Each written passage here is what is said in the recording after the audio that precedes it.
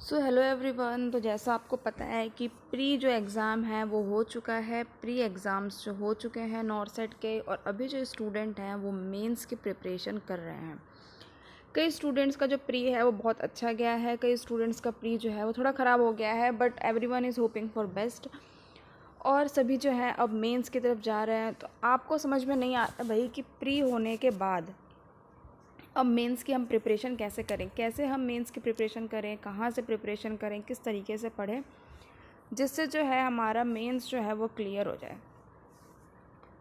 तो अभी हम देखते हैं इस वीडियो में how to solve scenario based MCQs in NORCET 6 की। नॉरसेट 6 में अब हम सिनेरियो बेस्ड एमसीक्यूज़ जो है उनको कैसे सॉल्व करें। तो यार प्लीज़ चैनल को सब्सक्राइब कर लिया करो, प्लीज़ सब्सक्राइब द चैनल। ये जो है हमें बहुत मोटिवेट करता है आप लोगों के लिए ऐसे ही इम्पॉर्टेंट वीडियोस लेके आने के लिए। तो आज का हमारा टॉपिक है how to solve NORCET scenario based MCQs. तो क्या क्या आपको करना है, how to attempt NORCET scenario based MCQs. तो कैसे आप अटेंड करोगे। तो यहाँ पे हम 5 पॉइंट लेकर आए हैं जिसको आपको फॉलो करना है नॉरसेट सिनेरियो बेस्ड एमसीक्यूज़ को सॉल्व करने के लिए। वहाँ पर इस प्रोसेस से अगर आप चलेंगे तो एटलीस्ट आपके 70 to 80% जो आंसर्स हैं वो करेक्ट होंगे। तो पहला जो है बी कंसिस्टेंट, ठीक है। तो बी कंसिस्टेंट, भाई आपको जो है वो कंसिस्टेंट रहना है।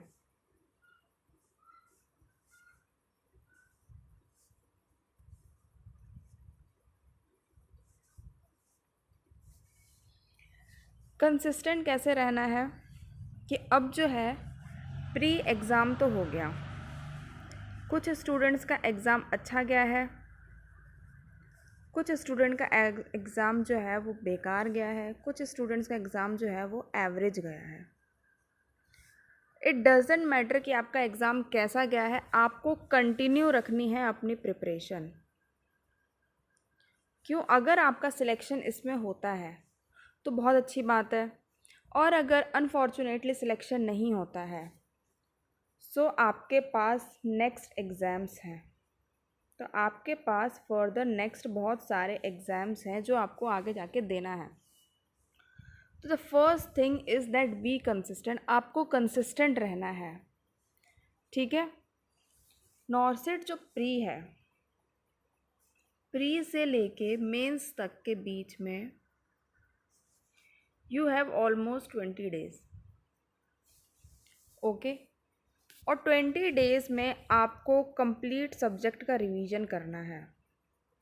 कंप्लीट सब्जेक्ट का जो है वो आपको रिवीजन करना है। यहाँ एटलीस्ट आपको every day 12 to 13 hour study करनी ही पड़ेगी, चाहे आपका मन करे चाहे आपका मन ना करे, आपको 12 से 13 घंटे डेली पढ़ना ही है, ओके। सो यहाँ पर आपको कंसिस्टेंट रहने की बहुत ज़्यादा ज़रूरत है।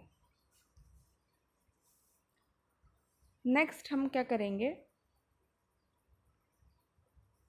Solve NCLEX based MCQs. जैसा कि पता है आप सबको मेंस का एग्ज़ाम है और मेंस आएगा सिनेरियो बेस्ड, ओके। मेंस आएगा सिनेरियो बेस्ड। सिनेरियो बेस्ड में आपको क्या करना है, एनक्लेक्स की बुक उठाइए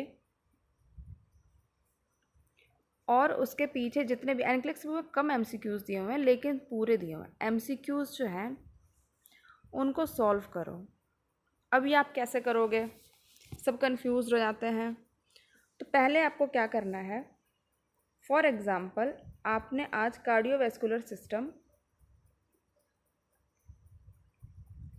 को डील किया है, कार्डियोवैस्कुलर सिस्टम को आपने स्टडी की है। अब क्या करना है, कार्डियोवैस्कुलर सिस्टम जो आपके नोट्स में है इसको पहले कंप्लीटली रिव्यू करना है आपको, ठीक है। इसको पहले कंप्लीट रिव्यू करेंगे। इसके बाद आप जो है एनक्लेक्स की बुक ओपन करेंगे और उसमें जो MCQs दिए हुए हैं उनको सॉल्व करेंगे। इसके बाद आपने जो भी टेस्ट सीरीज़ दी है वो टेस्ट सीरीज़ आप सॉल्व करेंगे। ठीक है, तो इस तरीके से जो है आपका कार्डियोवैस्कुलर कंप्लीट हो गया। नेक्स्ट ऐसे ही सपोज़ आपने गैस्ट्रो ओपन किया, सेम आपको फॉलो करना है। पहले आप गैस्ट्रो पढ़ेंगे अपने नोट्स से, फिर उसके बाद आपको जाना है एनक्लेक्स की बुक खोलनी है, वहाँ से आपको MCQ सॉल्व करने हैं गैस्ट्रो के। ठीक है, इसके बाद आप जाएंगे अपने टेस्ट सीरीज़, वहाँ से सॉल्व करेंगे।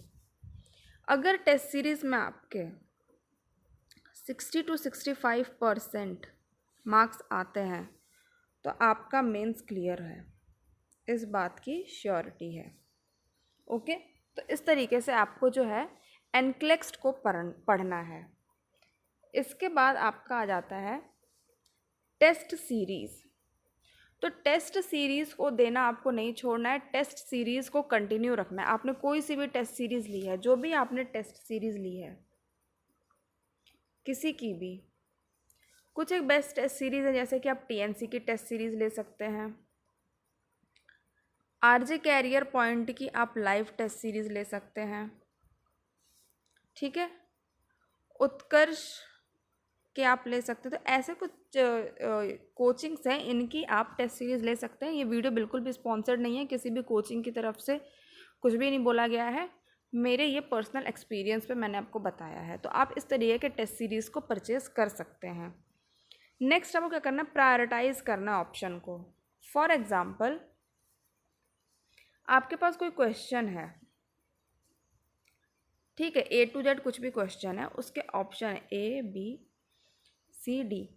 अब क्योंकि ये जो सिनेरियो बेस्ड है, इसमें आपके सारे ऑप्शंस जो हैं वो करेक्ट होते हैं, बट आपको चूज़ करनी है प्रायोरिटी।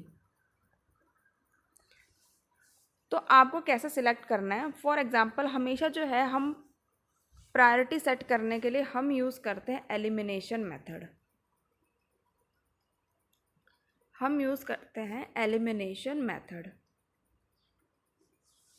एलिमिनेशन मेथड को कैसे, मान लीजिए कि आपके पास कोई भी क्वेश्चन आया A to Z, अब आपको लग रहा है कि यार C और D आंसर तो बिल्कुल भी नहीं हो सकता है, तो आपने इसको एलिमिनेट कर दिया। इवन एनक्लेक्स भी एलिमिनेशन मेथड को प्रेफर करता है।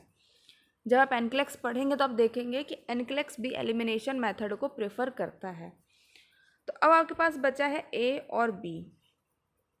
अब इनमें से आपको 50% रिस्क लेना है और चूज़ करना है कि आपको प्रायोरिटी क्या लगती है। ओके, तो आपने प्रायोरिटी सेट ऐसे करना है, आपको एलिमिनेशन मेथड पहले यूज़ करना है कि ये दोनों ऑप्शन मैं एलिमिनेट कर देती हूँ। उसके बाद आपको 50% आपका बच जाएगा, उसमें से आपको रिस्क लेना है कि B आंसर मैं कर देती हूँ ऐसे करके, तो यहाँ पर आपके कंप्लीट हो जाएगा।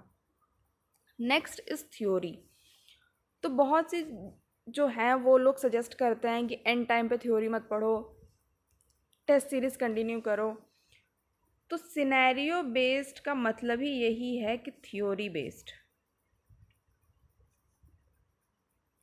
अगर आपको थ्योरी नहीं आती है तो आप बताइए कि आप प्रायोरिटी सेट कैसे करेंगे। तो आप बताइए कि आप प्रायोरिटी सेट कैसे करेंगे, आपको थ्योरी नहीं आती है तो think what you have to do कि आपको थ्योरी को नहीं छोड़ना है, आपको थ्योरी को कंटिन्यू रखना है। थ्योरी आपको कंटिन्यू पढ़ना है लास्ट डे तक। मतलब पढ़ना मतलब कि आपको कंटिन्यू रिवीजन करना है थ्योरी का लास्ट डे तक। तो क्या क्या हमें करना है, अगर हमें सॉल्व करना है सिनेरियो बेस्ड MCQ सॉल्व करने के लिए हमें क्या करना है, पहले तो हमें जो है वो कंसिस्टेंट रहना है, हमें अपनी स्टडी को बीच में नहीं छोड़ना है। ठीक है, उसके बाद मैंने आपको बता दिया कि एनक्लेक्स बेस्ड MCQ आप कैसे सॉल्व करेंगे। पहले आप अपने नोट्स से थ्योरी को रिवीजन करेंगे, इसके बाद एनक्लेक्स के MCQs आप सॉल्व करेंगे, उसके बाद आप अपनी टेस्ट सीरीज़ को कंटिन्यू रखेंगे। ठीक है, तो टेस्ट सीरीज़ वाला पॉइंट भी हमारा कवर हो गया। तो हमें यहाँ पर टेस्ट सीरीज़ को भी कवर करना है, प्रायोरिटाइज़ करना है ऑप्शन को। ऑप्शन को प्रायोरिटाइज़ करने के लिए हम यूज़ करेंगे एलिमिनेशन मेथड। एलिमिनेशन मेथड हम यूज़ करेंगे। एलिमिनेशन मेथड से हम 2 मेथड को एलिमिनेट कर देंगे, फिर बचेंगे हमारे पास 2 मेथड, 2 ऑप्शंस। 2 ऑप्शंस में से हमें हमारी क्रिटिकल थिंकिंग को यूज़ करना है और हमें एक आंसर को करेक्ट करना है। इसके बाद आता है हमारा थ्योरी, कि हमें थ्योरी जो है वो लास्ट डे ऑफ एग्ज़ाम तक हमें कंटिन्यू रखना है थ्योरी को। ठीक है, तो हमें लास्ट डे तक थ्योरी को कंटिन्यू रखना है, क्योंकि अगर आपको थ्योरी नहीं आएगी, अगर मान लो कि आपने थ्योरी नहीं पढ़ा, अगर आप थ्योरी भूल गए तो फिर आप प्रायोरिटी सेट नहीं कर पाएंगे। अगर आप थ्योरी भूल गए तो आप प्रायोरिटी को सेट नहीं कर पाएंगे। तो ये 5 की पॉइंट्स हैं जो आपको एनक्लेक्स से पढ़ना है, और आपको मेंस में जाने से पहले आपको ये 5 की पॉइंट्स को ज़रूर ध्यान रखना है। इनमें से एक भी पॉइंट आपको मिस नहीं करना है। अगर आप भी नॉर्सेट की प्रिपरेशन कर रहे हैं तो आप मेरे चैनल को रिव्यू कर सकते हैं, और आप वीडियो पे आए हुए इस लिंक को क्लिक करके अपनी फर्दर प्रिपरेशंस को कंटिन्यू कर सकते हैं।